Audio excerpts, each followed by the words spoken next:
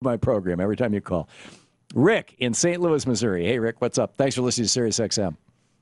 Hey, how are you doing today? Great. My question was, if McCain, if what he did could be considered treasonous, what about what Newt Gingrich did and his group on the inauguration night? Wouldn't that be considered like sedition or seditious? Sedition is, first of all, I'm not saying that what McCain did is treasonous. I'm saying what I'm saying is that he should be investigated and censured at the very least by Congress, and that our news media is doing our entire country a horrible misservice by completely ignoring this, number one. But with regard to the caucus room conspiracy, and we've had this conversation a number of times on this program, I think that, and I had Newt Gingrich on this program, and I can play you the clip. You know, I confronted him with this. I said, "Did this really happen? Did you guys get together and sit there for 4 hours and plan to basically prevent Obama from having any kind of legacy at all, and conspire to block any kind of legislation, even legislation that would help the American people?"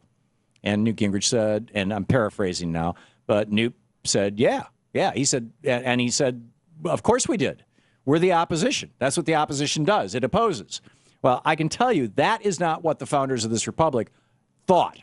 And we have a book coming out this fall. Dan Sisson wrote this book 40 years ago. And Dan and I went through it over the course of the last 2 years, and I helped edit it to bring it up to date and make it a little more contemporary in its readability. And I wrote a foreword and an opening and ending chapters for it. And so it's got my name on it, too. It's Dan Sisson with Thom Hartmann. And you can find it, you can pre-order it right now on Barnes & Noble and Amazon and wherever, you know, Powell's. And it's titled The Revolution of 1800. And it's about the election of Jefferson. And that was, at that time, if a political party blocked the other party for partisan reasons, they were considered traitors. They were discredited. They were thrown out of politics. The people saw them as vile.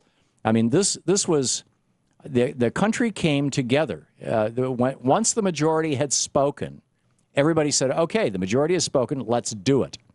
And the kind of politics that we have right now is not at all. I mean, these guys, they're all waving the Constitution, and they're all, you know, waving the Gadsden flag, you know, for the pre-revolutionary flag and all this kind of stuff.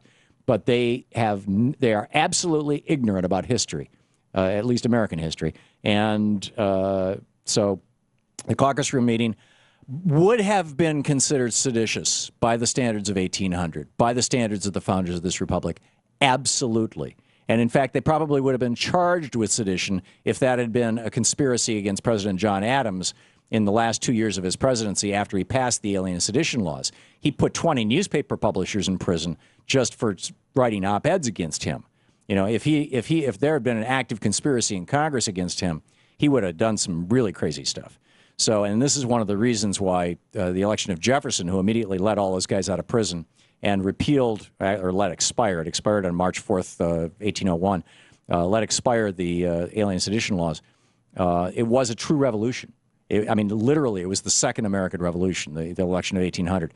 And that book is going to be coming out this fall, and I'm really excited about it. I'm really excited about a lot of people reading this and understanding how the founders viewed this country. Rick, thanks a lot for the call. You put your finger on something really important. James